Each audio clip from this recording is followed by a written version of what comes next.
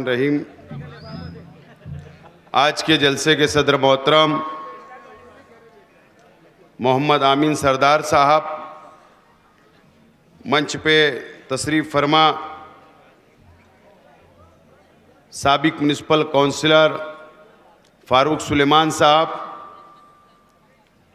मेरे सरपरस्त हाजी अब्दुल मजीद साहब बखारवाला साहब, मंच पे तशरीफ़ फरमा मालिक सेठ कत्ते वाले साहब,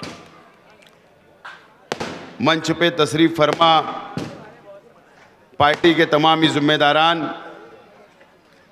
और मेरे सामने तशरीफ़ फरमा तमामी बुज़ुर्ग हज़रात, नौजवान साथी, दोस्तों और साथियों, इकबाल भाई दूधवाला साहब, सोहेल डालरिया साहब, दोस्तों और साथियों, वक्त 15 मिनट मुझको मिला है। कोशिश करूँगा 15 मिनट में मेरी बात रखने की। दोस्तों और साथियों, और जहाँ तक मेरी आवाज़ जा रही है, ऐसी मेरी माँ और बहनें,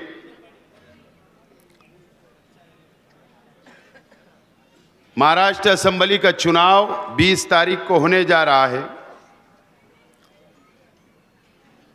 और मालेगांव शहर की आवाम को अपना नुमाइंदा, अपना एमएलए आइंदा 5 साल के लिए चुनने का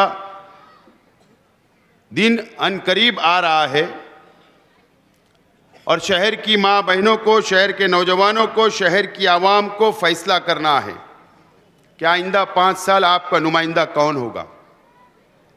आज जिस इलाके के अंदर मैं खड़ा हुआ हूँ, ये इलाका शहर का बहुत मशहूर इलाका है। इस इलाके से हाफिज मोहम्मद याकूब अशरफी साहब का ये इलाका, मौलाना मोहम्मद हनीफ मिल्ली साहब का इलाका, मौलाना अब्दुल अहद अजहरी साहब का इलाका, हाजी मौलाना हुसैन अहमद मिल्ली साहब का इलाका और हमारे लीडर, हमारे रहनुमा मरहूम हाजी सब्बीर सेठ, ये इनका अपना इलाका है। और हमारे मुखालफिन ने स्टेज लगाया और झूठ का मॉल खोला और इस इलाके की आवाम को और हमारी माँ बहनों को गुमराह करने का काम किया, झूठ बोलने का काम किया। लेकिन आज हमारा स्टेज के ऊपर जितनी भी तकरीरें हुई, अल्लाह का एहसान है कि सब लोगों ने सच बोला और इंशाअल्लाह मैं भी सच ही बोलूँगा। दोस्तों और साथियों, ये हमारा शहर पावरलूम शहर है। हमारी अपनी सनत आज से 70 साल पहले इस चूना भट्टी के ऊपर सिर्फ 5 लूम चला करते थे और उससे पहले हैंडलूम चला करते थे। यह इलाका बुनकर भाइयों का है। यह हमारा मालेगांव शहर पावरलूम सनत से हमारे हजारों नहीं लाखों लोग रोजगार से जुड़े हुए हैं और ना आप लोगों को शेख आसिफ आपको रोटी देता है, ना खाना खिलाता है और ना मुफ्ती इस्माइल साहब और ना दूसरे उम्मीदवार आपको खाना खिलाएंगे। ये बात आप समझ लो। यह हमारा अपना शहर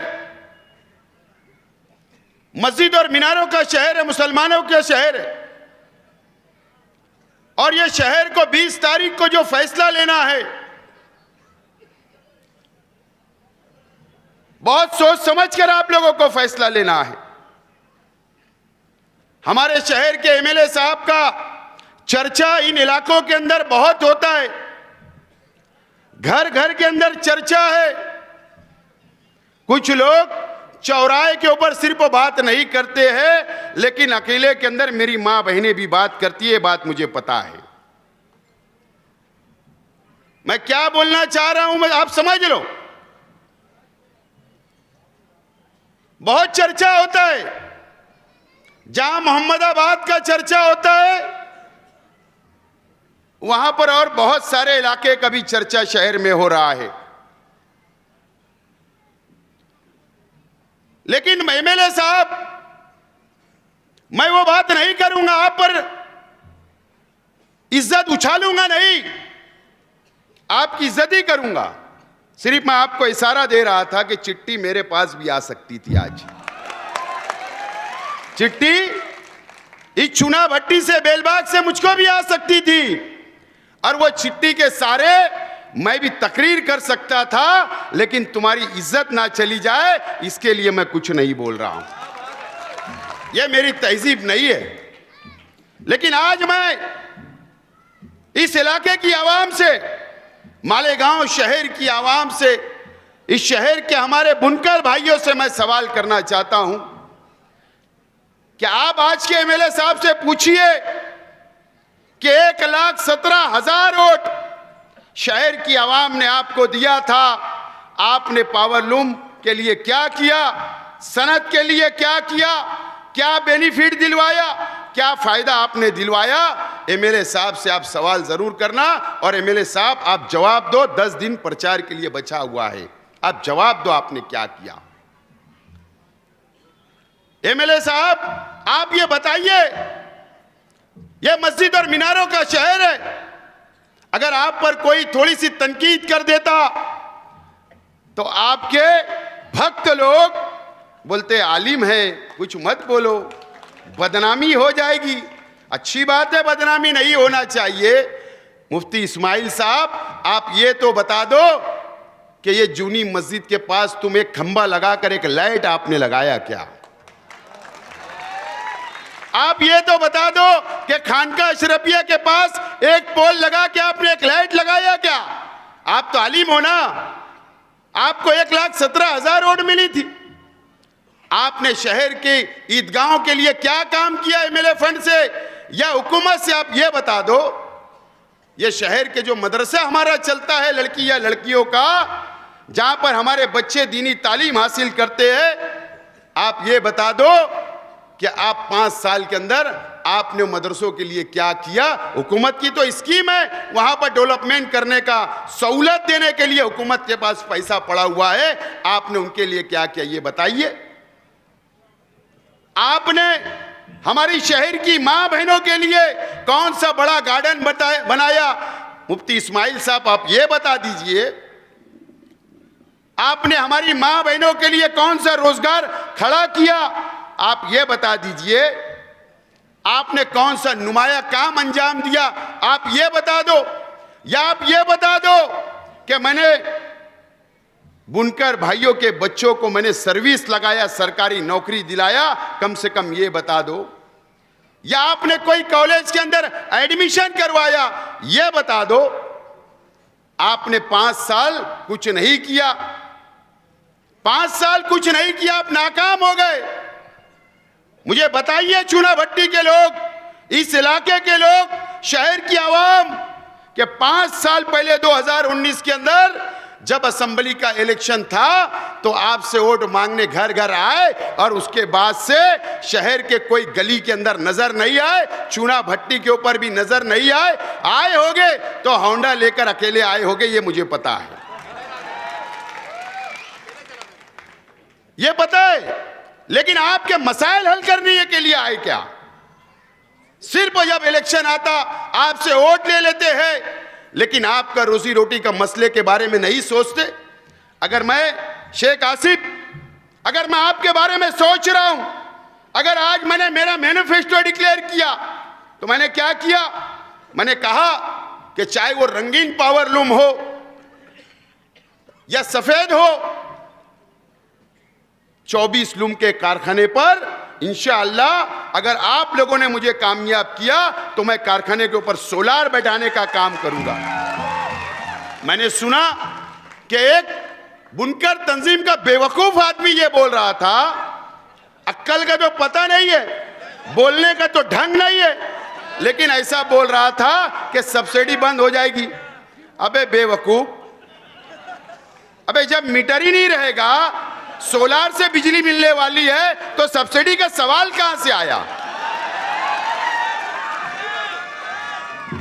सवाल कहां से आएगा? आज तो बुनकर भाई परेशान है, कारोबार नहीं चल रहा है, मंदी रहती है। आज उसको गवर्नमेंट की सब्सिडी और उसके जेब से भी पैसा मिलाकर बिल भरना पड़ता है। सोलार लगने के बाद एक भी बिल नहीं आएगा, जबकि हुकूमत उल्टा 2-3 लाख रुपया सब्सिडी आपके अकाउंट के अंदर डालेगी। अगर मैं ये काम कर रहा हूं तो तकलीफ क्या है? अगर मैंने मस्जिद के ऊपर सोलार लगाया हूं, 110 मस्जिद और मदरसे पर सोलार लगाया, तो बहुत तकलीफ हो रही। एमएलए साहब को तो ये बोलना था कि शेख आसिम ने 110, मैं 1010 लगाऊंगा, ये बोलना चाहिए था। लेकिन आप तो काम करना आपको आता नहीं और आप इस तरीके की बातें कर रहे। कल मुझे उम्मीद थी एमएलए साहब से, 2 दिन पहले जब जलसा लेकर गए, मुझे उम्मीद थी कि मैंने कहा था सर्वे नंबर 57 पे कि एमएलए साहब आप बहुत फिरका परस्ती की बातें करते हो, मुझ पर इल्जाम लगाते हो ना। मैं आज बोलता हूं कि शहर की आवाम और 115 मतदार संघ के आवाम, वहां के मुसलमानों से अपील करता हूं कि दादा भूसे के खिलाफ वोट देकर दादा भूसे को हरा दो। चलो मैंने तो बोल दिया, ऐलान कर दिया, आप कब बोलोगे कि दादा भूसे को हरा दो? कब बोलोगे? आप नहीं बोलोगे, मुझे पता है, क्योंकि दादा भूसे के पास से ही वाया फंड आने वाला इलेक्शन लड़ने के लिए। ठाणे से वाया इधर ही आने वाला है। आपकी मिली जोड़ आपने लड़ा। आपने, मेरी मां बहनों से बोलना चाहता हूं जो घरों के अंदर बैठकर मेरी बातें सुन रही है, मेरी मां बहनों, आप मेरी बातों को सुनिए। मैं ईमानदारी से बोल रहा हूं, अल्लाह को हाजिर नाजिर जानकर बोल रहा हूं कि 2019 में आपकी वोट ली गई, आपने दुआएं की, आपने वोटें दी, आपने रोजा रखा, आपने नमाजें पढ़ी, लेकिन इस शहर के एमएलए साहब मुफ्ती मोहम्मद इस्माइल कासमी साहब जब चुन कर आए, उसके बाद जाकर आज के वजीर आला एकनाथ शिंदे साहब से ये 5 साल तक कम से कम 25 करोड़ रुपए की रिश्वत ली। आपको बेचने का काम किया, आपकी दुआओं को बेचने का काम किया गया, आपके रोजे को बेचने का काम किया गया, आपकी नमाजें, आपकी इबादत जो आपने उनकी जीत के लिए आपने मांगी थी, उसको बेचने का काम मुफ्ती मोहम्मद इस्माइल कासमी साहब ने किया। बहुत शर्म की बात है, ये इसका जवाब नहीं दे रहे। और दादा भूसे साहब का लड़का, मैंने कहा बार बार कि मुसलमानों को गालियां देकर, गलत सलत नारे लगाकर रमजान महीने से गुजर रहा है, आतंक कर रहा है, इनकी दोस्ती कायम, उसको जवाब नहीं दिया जा रहा। हमारे शहर के एमएलए साहब उनके मंच के ऊपर अच्छाई और बुराई की बात करते। मैं बोलना नहीं चाहता था, मैं चाहता था दूसरा मुकर्रिर बोले, लेकिन बहुत छोटा इंसान है मेरी नजर में। कोई एक अनीस नाम का था, जाने दो उनका लकब क्या है, बड़ी टोपी थी, इल्जामात लगे, मालूम है आपको, मेरी पार्टी में थे, मैंने पार्टी से क्यों हकाला पता है? मेरी मां बहनें भी सुन रही है, उस आदमी के खिलाफ में दारुल हनफिया सुन्निया से उनकी बहू ने उनके ऊपर इल्जाम लगाई थी, वो फतवा उनके खिलाफ लिखा। मैं ऐसे लोगों को मेरे मंच पे जगह नहीं है, नहीं है, तुमने लिया। तुम ऐसी बात करते हो, जाकर पूछिए रविवार वार्ड की आवाम से। फारूक सुलेमान साहब बैठे हैं, जब मैं इनसे मुलाकात करने के लिए जुमा के दिन गया, उसके आधे घंटे के बाद तुम्हारी पार्टी के लोग गुंडागर्दी करते वहां पर आए और डराने की कोशिश कर रहे। फारूक सुलेमान साहब है, उनका माजी आपको पता नहीं है, बहुत बहादुर इंसान है, वो डरने वाले नहीं है। ये फारूक सुलेमान साहब है। आपके मंच के ऊपर क्या क्या केस है? फायरिंग का केस 2-2, जमीन हथियाने का केस, एक बुनकर भाई के बच्चों को कत्ल करने का केस। ऐसे लोग तुम्हारे मंच से स्टेट करके और अच्छाई बुराई की बात करेंगे, अच्छाई और बुराई की। आगरा रोड के ऊपर जो कंपाउंड वाला है ना, आज मैं बोल रहा हूं, सुनिए, मेरी माँ बहने, ये शहर की दीनी तंजीमें, ये शहर के बाशऊर लोग, ये शहर की आवाम, ये बात को आप सुनिए। अच्छाई और बुराई की बात करते, वो शख्स का सगा भांजा जिसका नाम सांबे है, सांबे, मालूम है तुमको? एमडी पाउडर का, ड्रग्स का डीलर है, डीलर। मैंने कहा था कि मुझको उस रास्ते पे मत ले जाओ, और 2 से 3 महीना कौन से सुधारने वाले नशे में इतना लथपथ रहता था, बेच बेच कर और पी पी कर, कि एक हॉस्पिटल के अंदर 2 महीना एडमिट था। ये बता तू हमारे से क्या सवाल करेगा? एमएलए साहब, आप पहले अपने मंच के ऊपर देखिए, नजर फिरा के, कि आप अपने गिरेबान में झांकिए अपने मंच के ऊपर, कि कैसे लोगों को बैठाकर आप अपना प्रचार कर रहे हो। अल्लाह का करम है, मालिक सेठ कत्ते वाले ऐसे नहीं आए। मेरा किरदार पसंद है, मेरा किरदार पसंद है। आमीन सेठ ये सदारत कर रहे थे, उनको पता है शेख आसिफ का किरदार। फारूक सुलेमान मजीद हाजी साहब आए तो उनको मेरा किरदार पता है। और अल्लाह का करम है, मालेगांव शहर के उलमा को भी, दीनी तंजीमों को भी, और शहर के मुसलमानों को भी शेख आसिफ का किरदार पता है। अगर मेरे किरदार के ऊपर आज तक तुम बोल नहीं पाए, मेरे पर आप मुझ पर इल्जाम नहीं लगा पाए, बात समझ लो। शेख आसिफ के लोग ऐसे, शेख आसिफ के लोग वैसे, इतना ही बोल पाए तुम।